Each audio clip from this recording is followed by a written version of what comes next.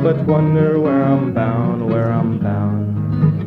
Can't help but wonder where I'm bound. All right, everyone, welcome to another episode of What's the Rush with me, Rebecca Rusch, and this is a conversational adventure about taking a pause, editing, maybe looking behind the curtain with high achieving humans, hoping to discover the wisdom that can be found only in the quiet moments. And you might not expect that from our next guest, and you don't expect it from me either. That's the point of this podcast. But today's guest, Jess Kimura, is a total powerhouse in snowboarding, filmmaking, community building, and she's known for her fearless, aggressive riding style and uncompromising, sometimes loud voice. Jess has broken barriers in a male dominated sport, and she's really used her platform to elevate those often left out of the story. She has a deeply personal film, Learning to Drown, and a groundbreaking project called The Uninvited that we're going to talk about. Jess's work has challenged norms. She's invited vulnerability. She has forever changed the landscape for the next generation of athletes and leaders. Jess, I am so happy to talk to you today. Welcome to What's the Rush? Thank you so much for having me. I'm so stoked to be here. Oh my gosh. Well, we got to meet last year at the Outside Festival. I was putting together a women's panel called Bringing Outside Women In. And it was all about how we're lacking leadership in the outdoor sports community.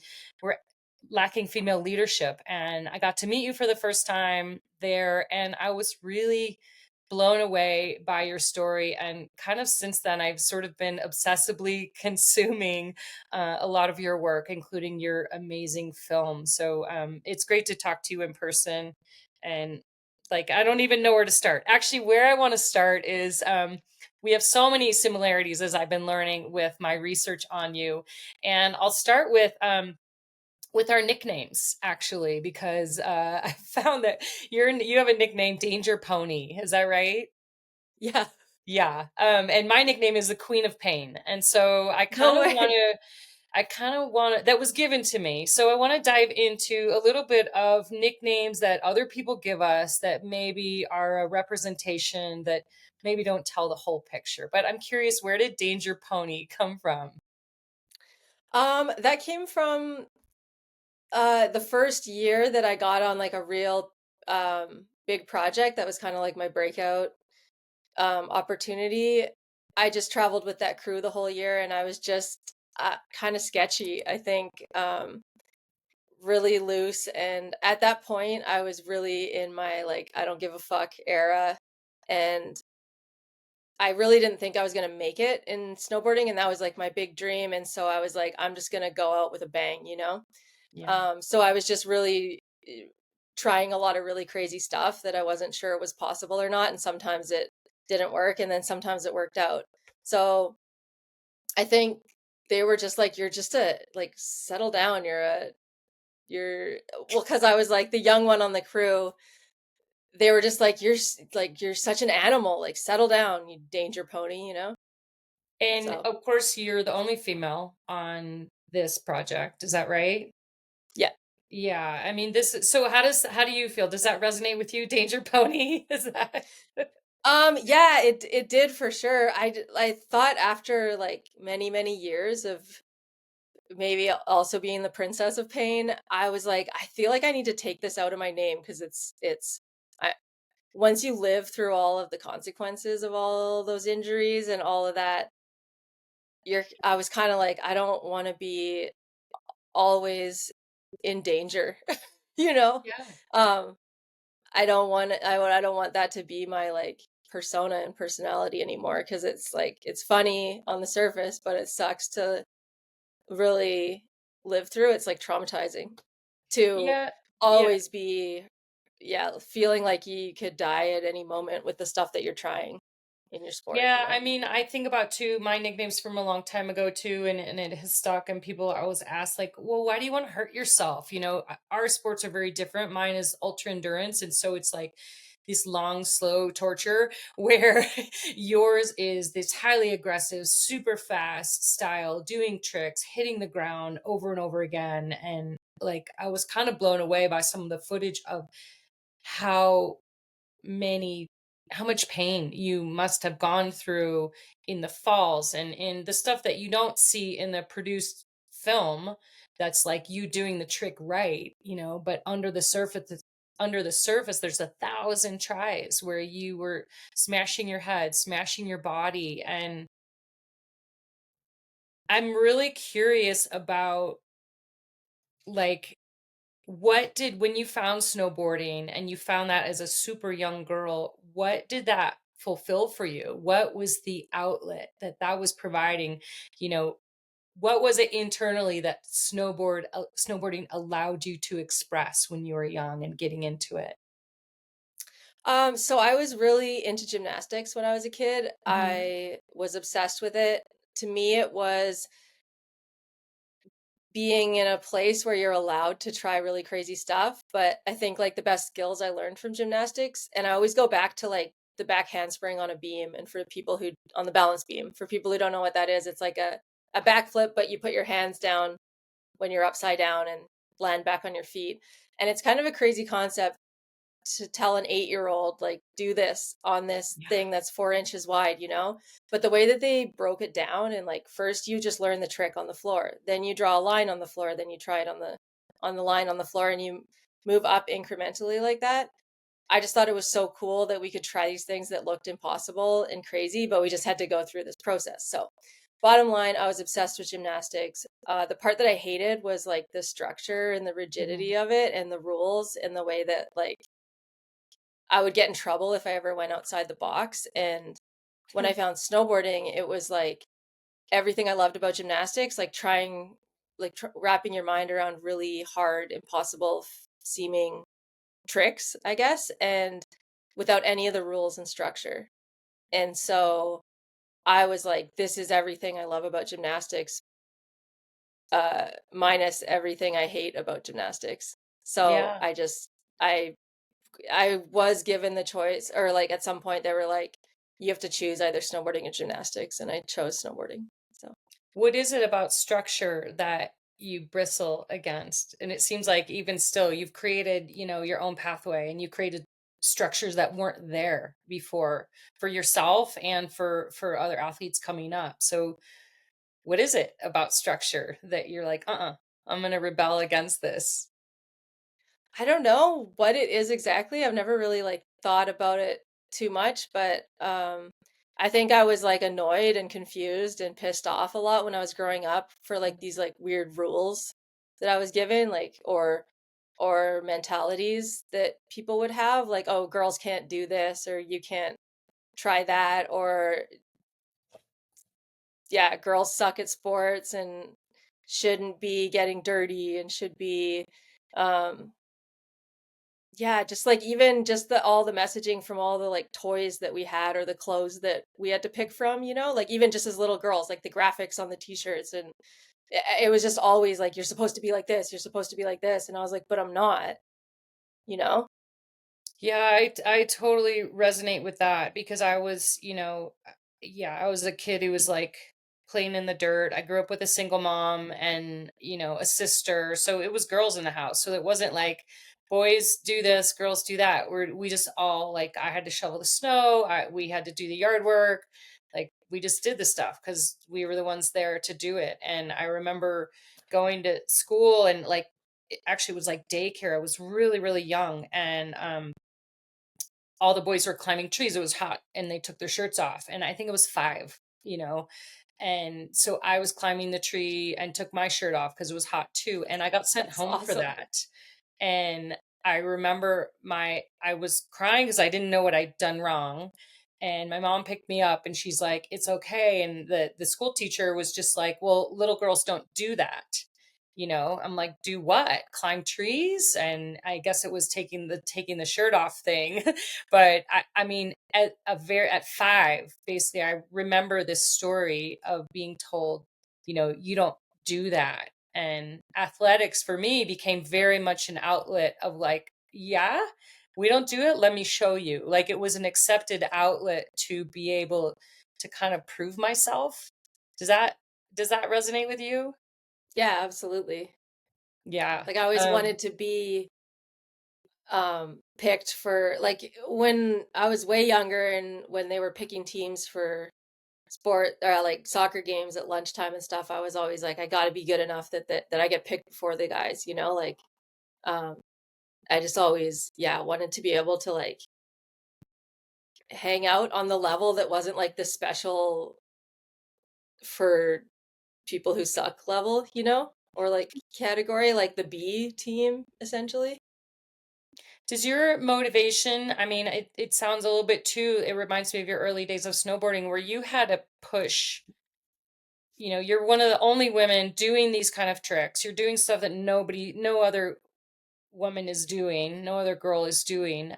But still you had to push your way into the films. You had to do your own films because you weren't invited to be on projects. You got invited on one that really broke the mold for you and accelerated your career. But I mean, you had to prove yourself over and over and over again by doing harder and harder and harder things than anybody else and still not getting the invitation or the recognition. Yeah, I mean, it didn't matter. Like the common um opinion, I think, was they weren't looking to have a girl there. And so by default, there just didn't need to be one. So even if you had proven yourself, you still had to keep like showing up and showing up uninvited pretty much, and just like knocking down the door and having to sit with the uncomfortable feeling of knowing like they don't really want you there, but you're going to be there. And now, you know, it was said like, well, if you want to hang with us, you got to be this good. And so I tried to get that good. And then they're like, okay, shit, fine, you know? Um, but it wasn't always like, there was lots of times, and like there was lots of times where the guys, like I was in a crew where the guys were accepting and helpful. Like there, so far, so many places that I got in snowboarding were because like a guy gave me a chance because there wasn't even Mhm. a girl there to Yeah. give me a chance. Yeah. But I guess I think it's just, and that gets lost sometimes. And I don't want to come across like I'm complaining, like, oh, everything was a terrible experience. But it's more just like those things are great, but those other things are the ones we needed to change, you know, like where I wasn't welcome at all and where I was cut out of things or pushed to the side or forgotten about, you know? Was your motivation, I mean, initially it was you just loved snowboarding and you loved the athleticism of it. And then as you started to try to make your way in a career in it, did the motivation for your drive, did it change from the love of the sport to what else was driving you? Um, I mean, I think trying to change perceptions, like it wasn't like I wanted to prove that I could do it. My mom sent me a picture of a newspaper article, like actually like yesterday or the day before, like the local newspaper, and I was just like, I think I said, I just want to change what people think is possible for girls, you know? So it was always like I didn't want someone to say like, "Oh, you're the exception." I wanted them to say, "Oh shit, we didn't know girls could do this," you know? Yeah. Yeah. I mean, I love that because there's such a scarcity mindset when, and I've been in climbing and paddling and cycling, a lot of male dominated sports as well, where there weren't separate categories, like a lot of my endurance racing, everyone races together. There weren't separate categories. And that was good and bad. It was good because it showed that, like, oh, she's finishing among the top guys on the same exact course. So that kind of exposure was good. But there also wasn't the opportunity for, other than the one woman who won that race, all the other women in the race were sort of lost in the shuffle of all the guys. So there wasn't a platform, other than just I got exposure because I won, but there wasn't something else for everybody else who was second, third, fourth, fifth. So I mean, you basically paved the way by being super aggressive, super good at your sport, doing stuff nobody was doing. I mean, your list of awards, as a snowboarder, are kind of amazing. I was trying to think of, like, okay, is she like the Tony Hawk of snowboarding, of women in snowboarding, or is she like the Travis Rice, or because of not only for your competitiveness and your elite qualities, but then the fact that you've taken it into business as well and created opportunities for other people. And while I tried to think of a who you're like, there isn't anyone, quite honestly, and there were no women I could think of, female athletes of like, okay, who is doing this in this way, which is pretty fantastic, Jess, that you are carving. I mean, it requires a lot of pain and frustration and extra work on your part, but you really are changing the face of sport and leadership in the outdoor industry, which is pretty cool. I couldn't think of like, she's like the whatever. So basically you're Jess, and you are going to be talked about in the history of snowboarding and the history of sports. I hope you realize that what you're doing here.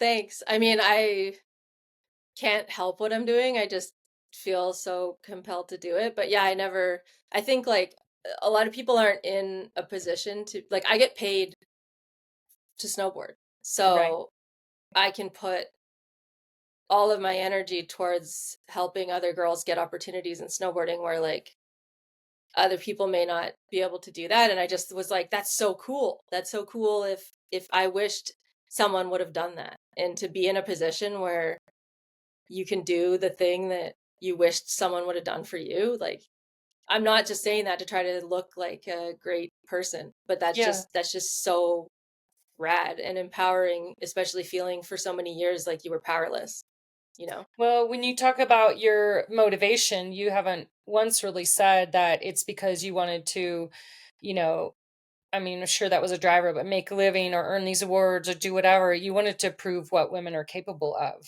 and your motivation from the beginning was far deeper than a paycheck, which is pretty awesome and pretty pure.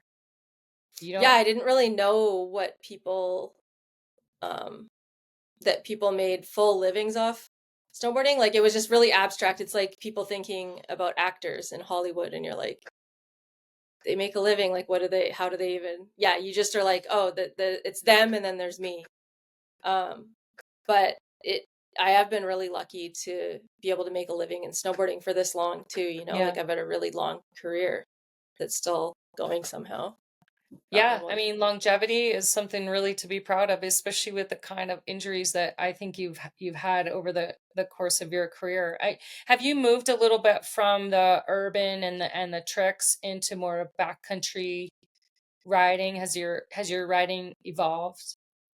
Yeah, definitely. And I think that's like a necessity at some point. I think that's why everyone that has a really long career like ends up more in the backcountry and riding powder because you just physically can't do the other stuff like contest riding and street riding for forever at that I don't want to say at that level, but at that like interval, I guess, or like that intensity where you're Yeah. spending months and months and months out of the year doing it. Like, I can still go back to the street stuff, and because of my experience, I'm able to like pick something out that I think I can do and like get it done pretty easily, but not just like chasing it blindly in the streets year after year trying to film video parts and stuff. Like, you just physically can't do that. You've had a lot of head injuries. Do you want to I this podcast is actually born from a head injury I had about 3.5 years ago, and it forced me to stop and not do my sport and to really sit still and be injured for the first time in my career, and that was really hard. And so this podcast actually came from that of like what happens when you are injured and you slow down and you can't do the thing that is your outlet for coping and for you know mental health and physical health. And so I'm curious about your injuries and your concussions, and if you want to talk a little bit about that journey. Yeah, I mean, injuries, I've had so many that are, yeah, that you have to take like months or even a year out, and What do you that's do hard. in the quiet time? Well, I mean, that's how the Uninvited got started, honestly, because I was like, shit, I'm gonna have to get ankle surgery this year. I'm not gonna be able to ride. Like, what am I gonna do? And I'd always wanted to make a girls' snowboard movie, so that's what that's kind of what that, among a few other things, that kind of motivated me to do that at that time. Like everything was kind of falling apart, and I was like, why don't I just do this crazy thing that uh, I never thought I'd be able to do? But yeah, with the head injuries, I mean, there's been so many that it's crazy because like the mentality back then, what you didn't really think about it because you're like, oh, I can still walk. I didn't like blow my knee or something until you get a more serious one where it affects you so badly that you can't really function um, for a period of time. But I think the thing for me with head injuries at this point is like how many there's been and the lasting effects. So it's not like day to day I can't walk straight or something, or but it's just like and it's hard to define like what are really the effects. Yeah. But when I see the younger girls like hitting their head, I can tell instantly when someone's gotten a concussion as soon as their head hits the ground. Like I've just seen it so much, and I just want to be like, stop, do not ride anymore. Like if it's not the first one, it's the one that happens next that Yeah. usually like really like f's people up. But I think just like the mental health and the implications and the way that like your brain changes after hitting your head that many times Mhm. that the girls don't think about they're going to be dealing with for the rest of their lives, you know? Yeah. Yeah, I know for me, I was definitely I learned a lot, and if I learned a lot about my own mental health and sitting still and keeping quiet. I love that creativity came for you, sort of born out of some of the hardship. I'm curious about your film, which was the first bit of media that I consumed about you, your film, Learning to Drown. Are you willing to talk about that? Yeah, for sure. Yeah. Why did you call it Learning to Drown? And maybe give us an overview of that kind of powerful experience of loss and grief and working through it. Yeah, so I met like the love of my life, and kind of at the peak of my snowboard career, and everything was awesome. And then he got in a dirt bike accident and passed away, um, obviously unexpectedly. And that really was just the worst, and never expected to be thrown into something like that. And it just sucked in so many ways. Um, that whole future that we had planned, everything, it just was terrible. And trying to kind of like maintain a career riding at that level when I was trying to process all of that was hard. And then I ended up going down to Mexico where his mom lived, and trying to learn how to surf because I thought it was a crazy thing. I was so scared of water. And I just kind of like went full on into that, mostly because like when I was out in the water, I was so scared and overwhelmed that that was the only time I wasn't thinking about it. Otherwise, it was like from the minute I opened my eyes in the morning, I was like, no. And then all day throughout the day, it was just consuming. It was like all consuming. And I think it was just finding something else that was all consuming. And that was surfing for me. And I didn't call it Learning to Drown. The filmmaker did. Hmm. Um, he came up with that. Yeah. So Is it and Mark's his name, right? yeah. Yeah, and he was a surfer, is that right? He wasn't a surfer, but he was, I mean, he was everything else. He was a snowmobiler, Yeah. backcountry snowboarder guy. But he had bought a camper, a truck camper, and a surfboard like right before that. And he was gonna start go because he had grown up in Mexico. Not like full time, but in the winters his parents would drive down in a camper, and he was trying to like recreate that. I think he was going to go down with his brother, and I was like, I'll come participate, like I'll come watch, but I'm not going to get in the ocean, you know. Um and then the accident happened, and so I think it was like trying to like do what he I tried to do what he was going to do. Yeah. I got a camper and truck and drove down. It's a beautiful tribute, and I mean, watching you learn to surf, and it's, for someone who on the surface seems so fearless, someone who can throw herself off, all sorts of things on her snowboard, to think that you were afraid to put your head underwater or afraid to be in the water. I mean, it just reflects that we're strong in some ways and then have vulnerabilities and fears in other ways, but I don't think people would expect that like you would be afraid of going in the water given what you do in snowboarding. Yeah, I mean, I was so scared of the water, and Mark would be like, he was so fearless in the water. I think, I mean, his mom was a lifeguard when he grew up, so, and he spent a lot of time swimming and stuff, but he was the person that kind of like saw that vulnerability and was trying to help me, like, would like let me ride on his back while he swam like to the middle of the lake or something, and I'd be like, ah, the whole time, you know? Um, but I was trying to like work my way into it when at the point that he passed away. So, but yeah, I was You terrified of the water. you talked about how when you met him, you felt like you could be like a girl, like you could just be soft and loving and vulnerable, and because you hadn't been able to be that in your sport or in your life. Do you want to talk a little about that? Yeah, I think like acting like that, or like not acting like that, but just like being able to feel like you can be like that was like a threat to, would have been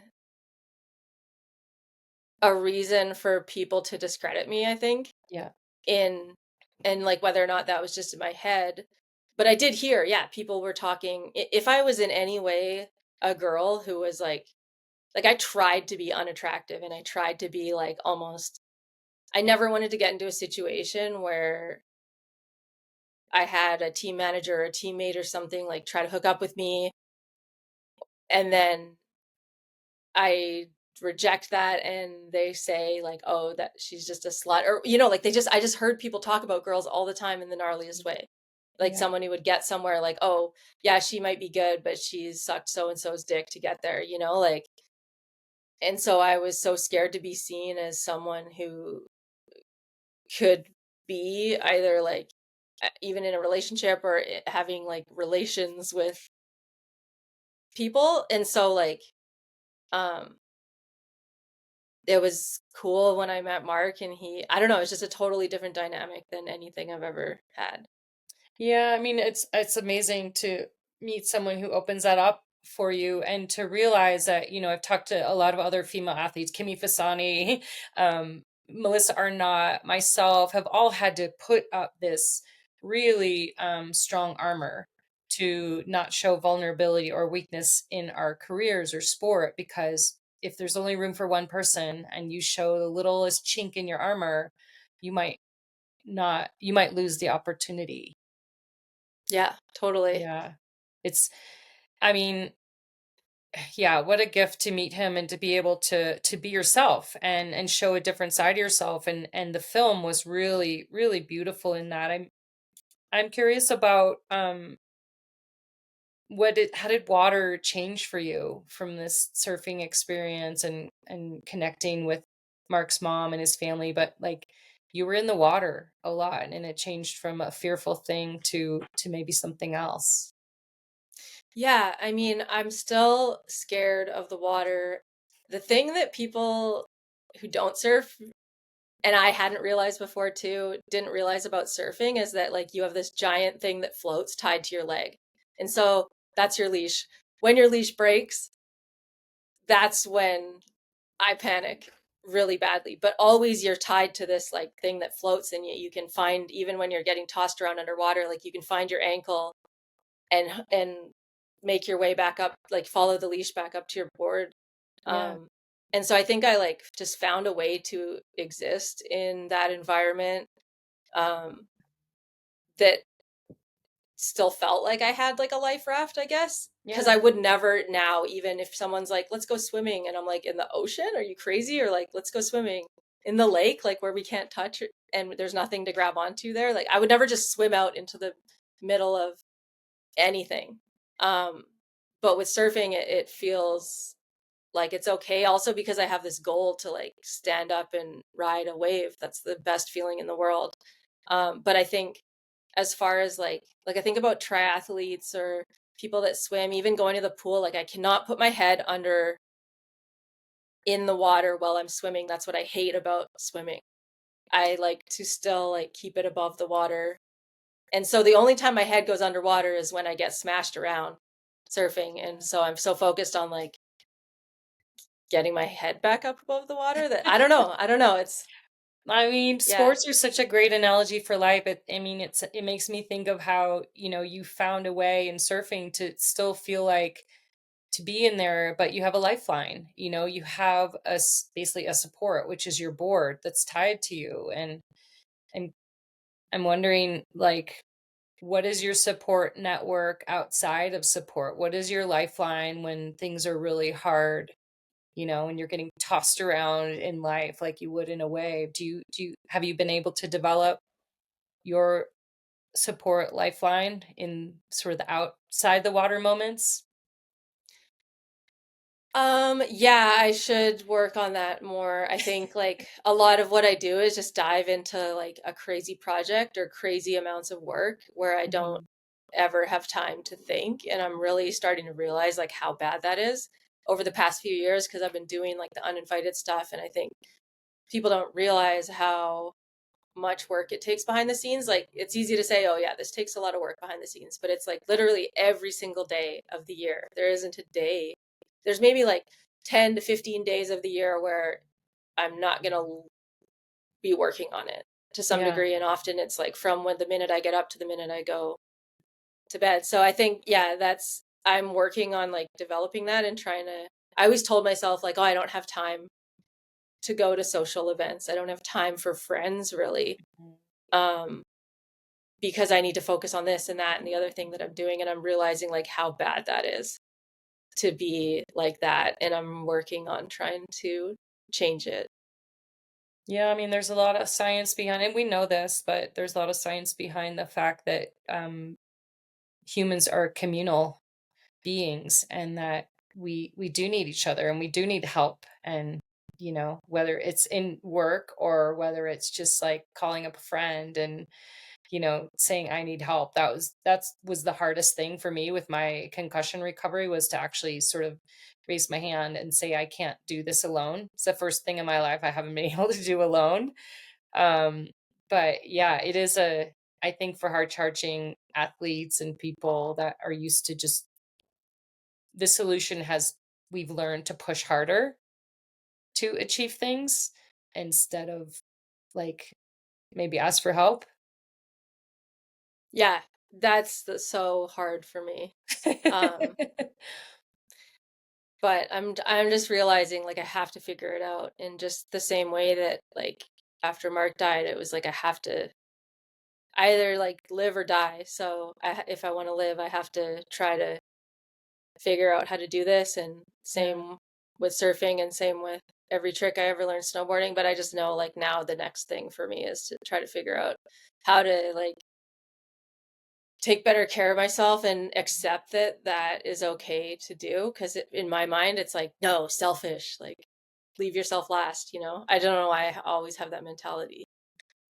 Well, I mean, strategies that have gotten you to where you are, they worked, for a long time. And Yeah. maybe those aren't the strategies for the next part, but that's part of the fun, is trying to figure them out.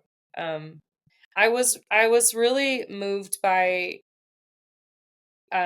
you told Mark, you expressed to him, you shared this in the film, that your super big heyday of competitive snowboarding. You're winning all these awards, you're being voted, by Trans World top snowboarder, you're getting all these film accolades, you're basically like a rock star in the snowboard world. But you expressed that there was a void, that maybe it wasn't everything that you had been striving for, and that led you into the Uninvited and the projects. Do you maybe talk a little bit about what it's like to be on top of the world and be winning everything and be celebrated for everything that you're doing, but to still feel like it wasn't enough? Yeah, I mean, I think it could be related to like someone who's a really great racer at their top of their racing career, and you train all year and then you win this one event, and then the next year you train all year and you're just trying to win like another thing, and the last thing that you did is your status in the sport. And at some point, and that was for me, that was filming these video parts, and that was what all those awards were for. And like, to people that don't know what that is, it's you basically like go out and do stunts on stuff that you find in the streets, whatever. Like all winter you're just out filming, and then like the highlight reel of that goes into um a film, and that becomes like the product of what you were doing. And for me, it was just like, what am I doing? Like every year I just do harder and harder stuff, and and this is what, like, I'm more and more isolated from my friends. I just have less. I was just like, what is this? Is so like egotistical and empty feeling, I think, because you're just using all these resources to go basically be like, look what I can do. Yeah. And that felt like, what the fuck? After a certain amount of time, I was just like, I don't want to be trapped in this thing forever. And I just don't feel like it has any meaning. And I think like being at the top, like they say, it's lonely at the top. Like that's so true. Yeah. Because when you're coming up, everyone wants to see you succeed. You're the underdog. But then once you've been there for at the top, and especially once you've been there for a while, it does feel like people want to see you fail.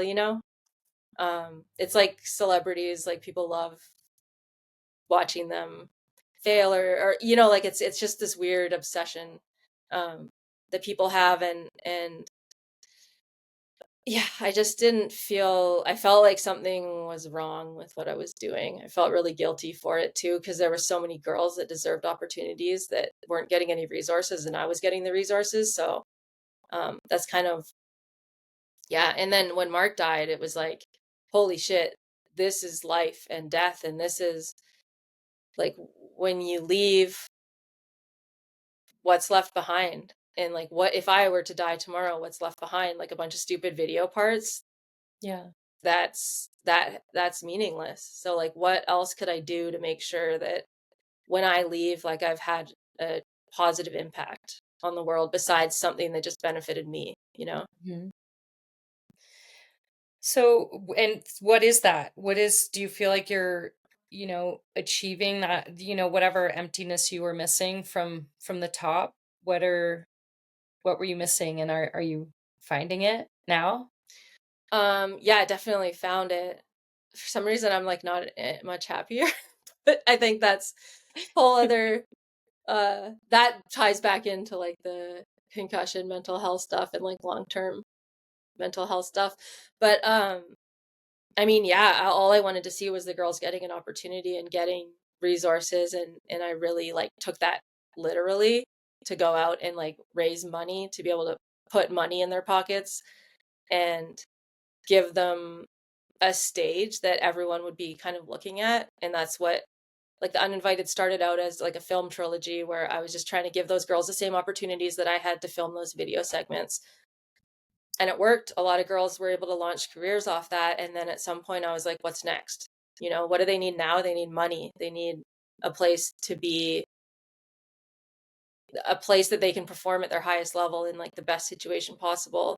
Yeah. Um, yeah. And so, but I mean, I feel more fulfilled for sure. I think it's just like the amount and the level that I took it to, and the amount of work that it takes to and sacrifice that it takes to keep that going is just kind of like breaking me lately Yeah.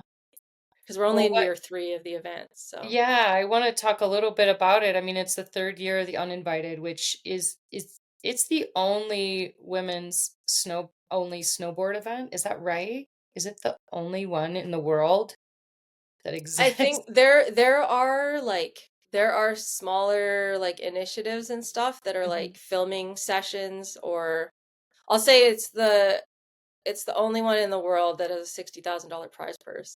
Absolutely. Yeah. So you've got prize money, you've got you know, s- 75 athletes show up every year.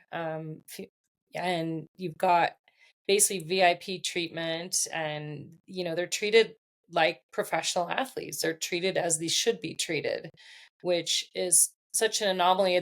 One story that resonated with me was you were talking about how the athletes, you did all this catering and all this beautiful stuff for them, and they didn't eat the food because they didn't think it was for them.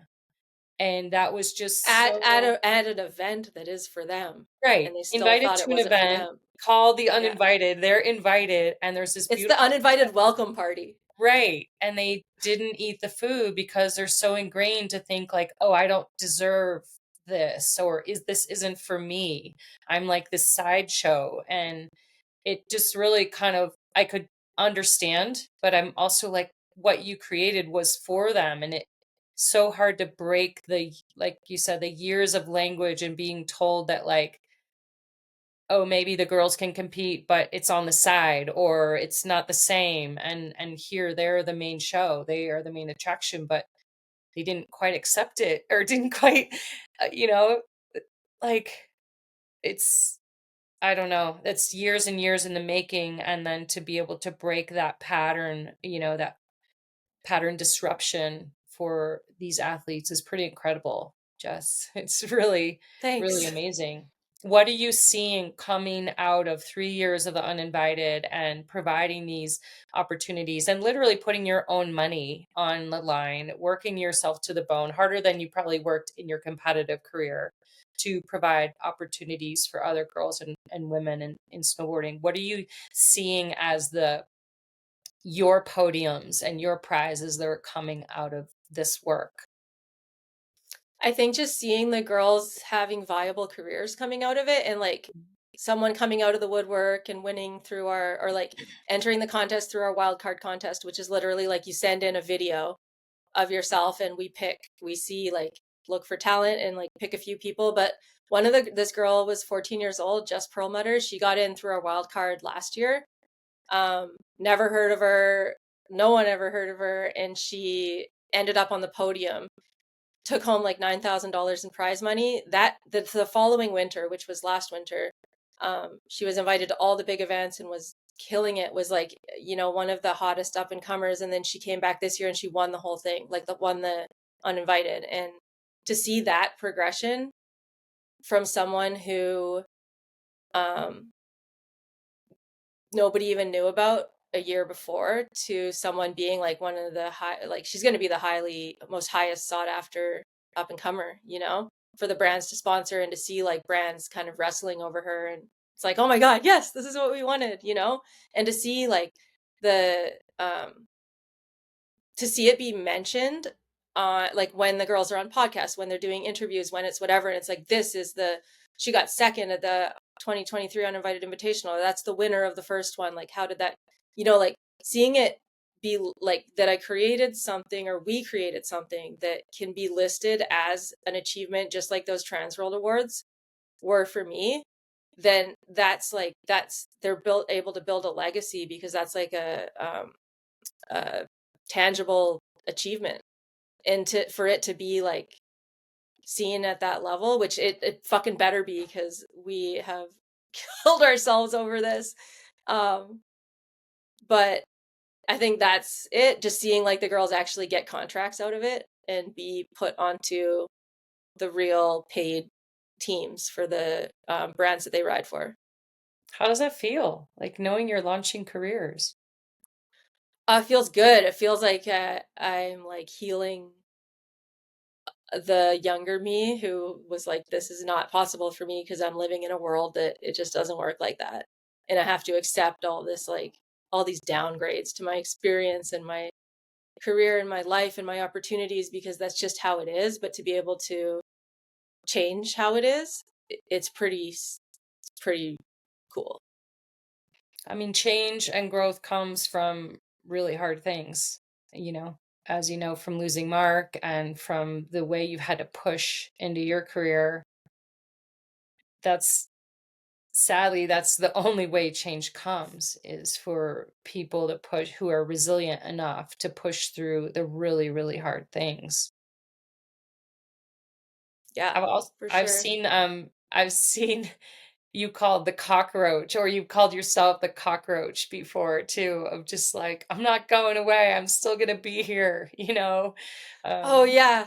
Yeah, that's actually Dara, my friend, who has been she's been oh man, she was coming up the same time as me and she just never she was one of the people that fell through the cracks like that whole generation. And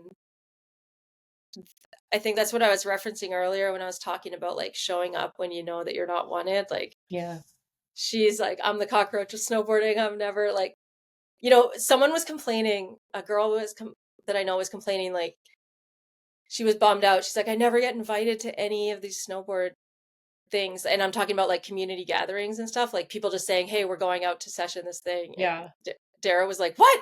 I never get invited either. I just show up anyways, And it's like, it takes a certain level of courage to just do that and then stay there. And eventually I think like you get accepted in, but yeah.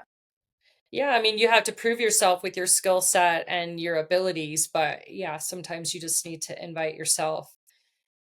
How can you talk about how what we were talking about a second ago, how losing things or going through a trauma or hardship, um, how that can become a gift and what comes out of it?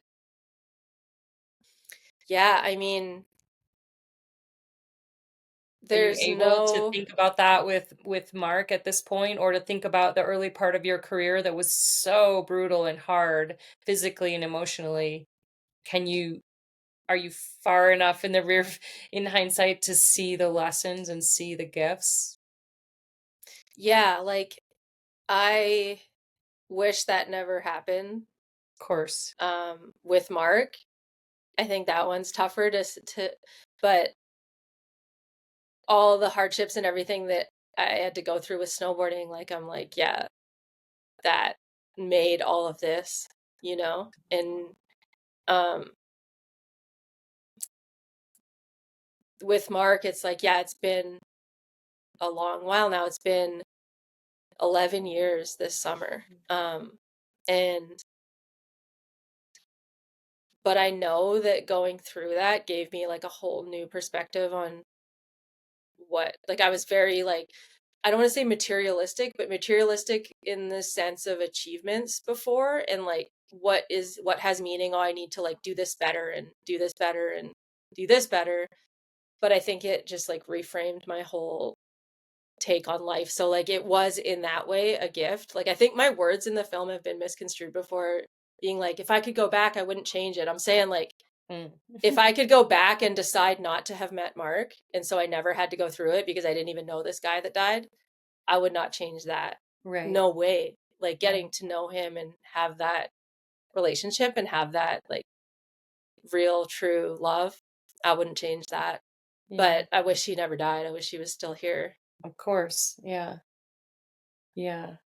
I was really moved by his mom spending time with you and the relationship that you developed together, and that was that was pretty beautiful. Yeah, that's just grown since then too. Like I was just texting with her this morning, like, "Hey, is that sewing machine?" I'm going down to Mexico like next month to hang out with her for a month. So, um, I was just asking her about a sewing machine in her place. But it's so cool. She's so cool, and like not just like, oh, she's Mark's mom, but it's like I met someone who's like a friend. She's so badass. Like you would get along with her so good too. She's just like was a kite surfing and windsurfing pioneer in like the big waves and the big swells. And I mean, like I don't know the sport, so I'm probably like using the wrong words, and she'd call me a nerd. But Um, she was just doing everything that I was doing, but like so long ago when it was even harder, like when Yeah. women weren't allowed to have credit cards. So Yeah. it's been so cool um, getting to know her and just like automatically clicking with her so much. And yeah, she's awesome. There's a really big gift in, I think, intergenerational friendships, and you're spending time with girls who are 14 years old, helping provide opportunities for them, but then also spending someone of your parents' generation who's becoming a friend who isn't your parent, and there's so much to learn from both sides, younger and older, and different sports. And it's that's a really beautiful gift from the relationship. You said something that with the uninvited, you basically want to be the person that you needed when you were younger. You want to be that person for these young athletes that are coming up. Do you feel like you're achieving that? Yeah, I have a hard time saying I'm achieving anything, but I will say without a doubt I'm achieving that. You are without a doubt achieving that. I mean, you're a mentor for them, and you're providing an example of what they can see longevity in a career, not just performance and sponsorship wise, but you've created a business for it. So they're seeing a pathway to keep sport and snowboarding in their lives if they want to. So you're absolutely doing that. I'm wondering, um, who is the person that you need now? Kind of who is the person that you need as an example or a mentor, or even not who is it, but what is the type of person? Because we've sort of touched on it a little bit, and I'll admit too, I don't have it all figured out. People look to me and be like, oh, you've got it all figured out. And we're all on a journey, and as we grow and learn things, and there's new things to learn and grow. And I'm just curious the type of support that would be encompassed into somebody that could be someone that you look to. How could that Well, need to be filled? I should probably get a therapist, honestly. I keep being like, I need to, yeah, what type of person? I mean, Or do I you have think just, someone, I mean, do you look to people? And this is goes back to when I was trying to think of how to describe you. There are very few women in sport doing, who are maybe a generation ahead of you doing a similar thing. Maybe me, maybe I'm one of them. I just interviewed Diana Nyad, who's 75, and she's an ultra endurance swimmer. And I was like, okay, there's someone, older than me that I have an example is like to gather their wisdom. So, yeah, are there people that, and it doesn't have to be one person. I'm just curious if there's people that sort of provide that bit of insight for you to sort of, like you've said, if you can't be it if you can't see it. And yeah. are you seeing people that are showing you kind of like, oh, okay, of course you're going to do it your creative way, but are you seeing people that are showing you possibilities for your future? Yeah, I mean, I think a lot on, because I don't like do much outside of honestly being on my computer these days. Um, but I think honestly, it's through podcasts a lot Yeah. that I like listen to one and be like, oh my God, yes, this person. And I'll listen to it so many times over and over. And that's so cool that you're making this podcast that people can come back to Yeah. again and again. Um, but I think for me, it's a lot of people in business Hmm.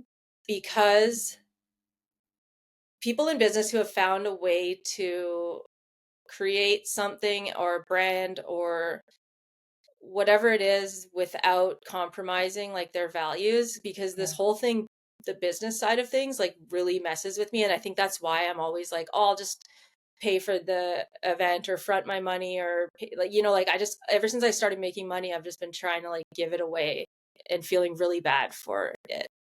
Um, but I think being able to like see, like I have this bad image in my head of like the rich people or successful business people that they're like they must be bad people or something. Mm. But the more that I meet people who are successful or see them, like that was really cool actually meeting you guys on the panel at outside fest, because you were all like, yeah, we don't know why we're here, and it's like, what the fuck are you talking about? Like, didn't you invent CrossFit? Like, or like, are you like the CMO of blah blah blah? Like, it's like, oh my god, we all are the same person that doesn't think we can do something and just did it anyways and still aren't sure how, you know. Right. And so I think like hearing successful people's stories on a more granular level, it's like, yeah, I guess I just have this really big fear that success comes with having to compromise my values. Um, and that there's no way around that. And I'm trying to like rework that in my head, because the more money that we can raise for the uninvited, the more we can raise the prize purse, the more I can hire women that wanted to be pro snowboarders and are now working in the industry. You know, like it's just, it's all for good. So I'm going to reflect something onto you, back to you. When have you ever compromised your values in your career this far? Have you ever done that? probably in ways that people think aren't a compromise. You Okay. know, like I tell that one guy to fuck off when I really should have, you know, something like just stuff that's like, but no, on like on a big scale, I don't think anyone would ever say that. I'm trying to think.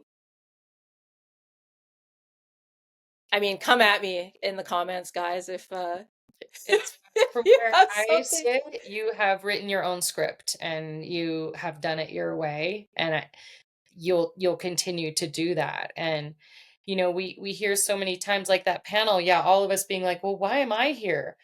Because we've earned our way and we deserve to be there, and you deserve to be celebrated as the most influential person in women's snowboarding, in the history of women's snowboarding. I mean, that's you, which is really friggin' amazing. And I'm reflecting all that back to you because I share with you sort of imposter syndrome, or, oh, I'm not doing this as well as somebody else. And I think it's a language that we need to break in ourselves, as women, and supporting each other and lifting each other up is breaking the language that we aren't good enough, because we are.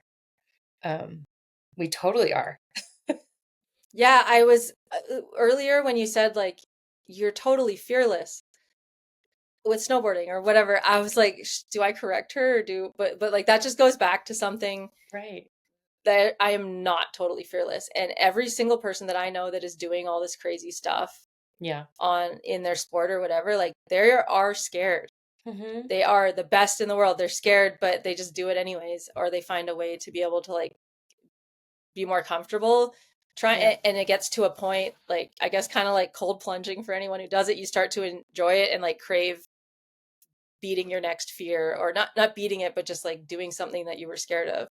And so I think like if everyone knew that, like I've heard people be like, "Oh, I can't do what you do because I'm so fearful." And it's like, well, but you could, in the same way that someone says, "Oh, I'm not the type of person that, like, I'm not good enough to do that." And if they knew that every successful person that they look up to also felt that way, Yeah. then they would take that step forward to try maybe and become one of those successful people. So I think it's just like important for us to also like mention and often that, like, I do deal with fear on a daily basis, fear of failure, fear of crashing my car, fear of everything, and I deal with feeling like I don't know what I'm doing and don't know why I'm here on a daily basis too. So So how do you manage? And I will never say conquer fear, because I agree with you. Everyone has fears. But how do you manage them? Just like you did with surfing, you wrapped your head around the fact that there is a floating device attached to your leg that you can grab onto if you need. Like, how do you, in your daily life, or in your snowboarding, manage fear when people think you're fearless, but you're not? You must have strategies. yeah, I mean, I think it's like there's exposure therapy in a Yeah. way of like where you just need to expose yourself to it um often, and a lot of stuff I just try I have no idea if I'm gonna do it. And honestly, like I've done so many things where I closed my eyes when I took off on the jump and was just like hoping. And sometimes it works out, sometimes it doesn't. But I think just like starting in small ways to do something, like when that feeling comes up for you, like, oh, I'm scared, um, trying to just do it anyways without taking like unnecessary risk, and knowing Yeah. that you have to build your way up, but like, and also looking at the big picture and like what the gold is at the end of the rainbow. Like for me, surfing, like standing up and riding a wave, like that's literally the best feeling in the world. Mm. Um, and it's like everything just came together and you're like riding a ball of energy in nature. Like it's so crazy, but it's so hard to do. Even like so many sessions, I would go like 2 days or 3 days without ever catching a single wave. So I think focusing on like remembering what the goal is at the end, that you have to go through all this stuff and all this work and all this difficulty to get to that thing, and like not forgetting that there's something at the end, like landing that trick or having a successful business or putting on a successful event or winning a race, whatever it is. Yeah.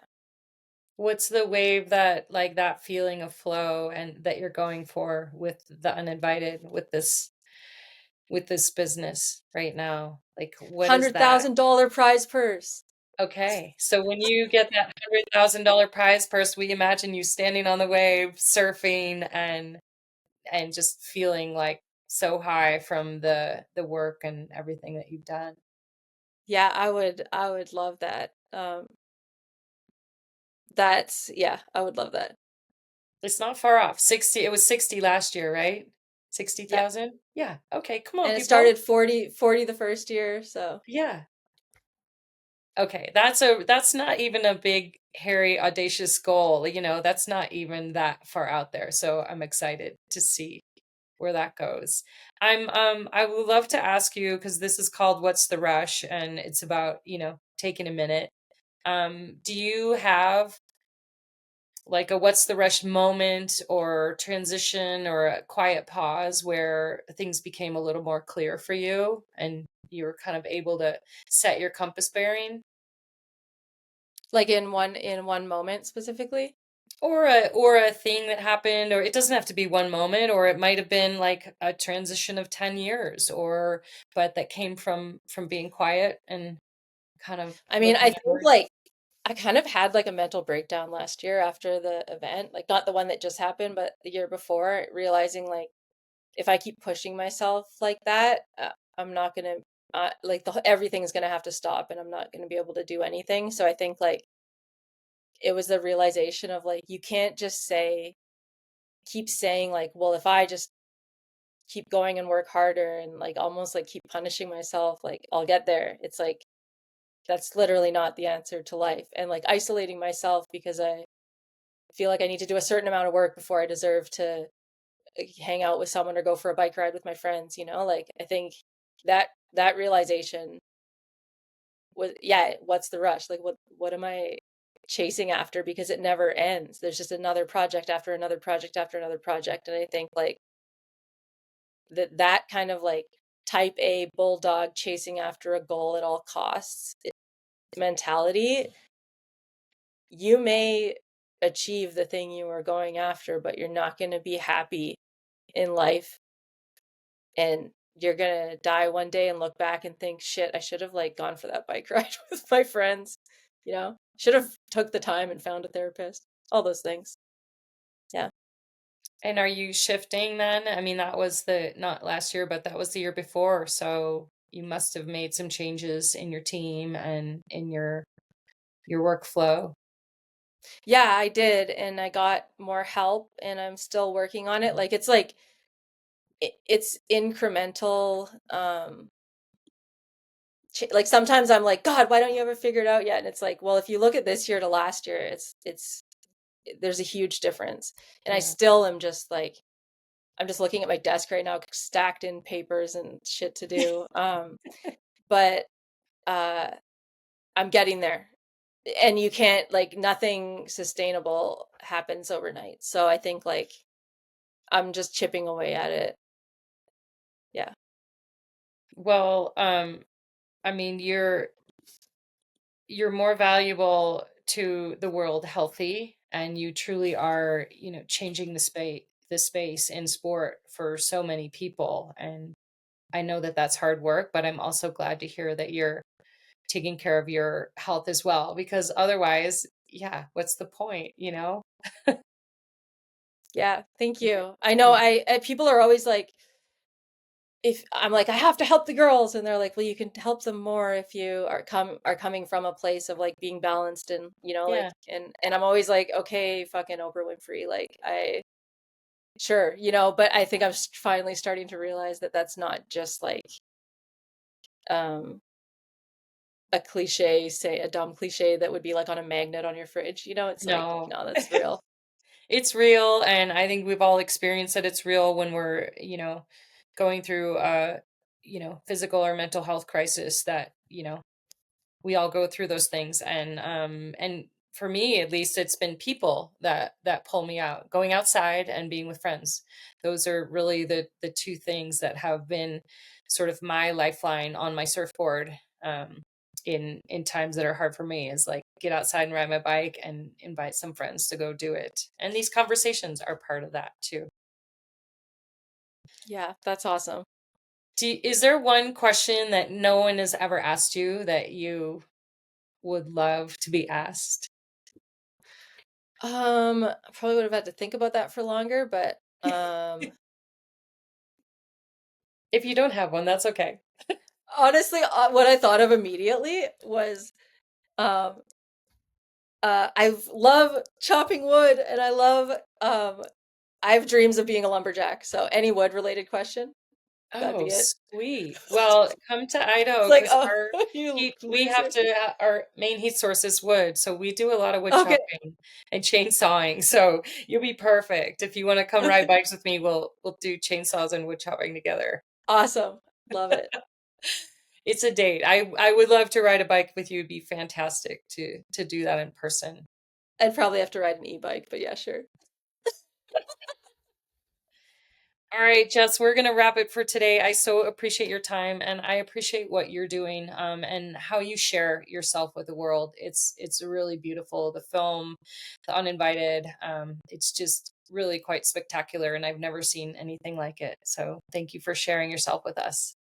Oh, thanks, Rebecca. That means a lot. Thanks for having me. I feel the same about you. So yeah, keep these Awesome. conversations going.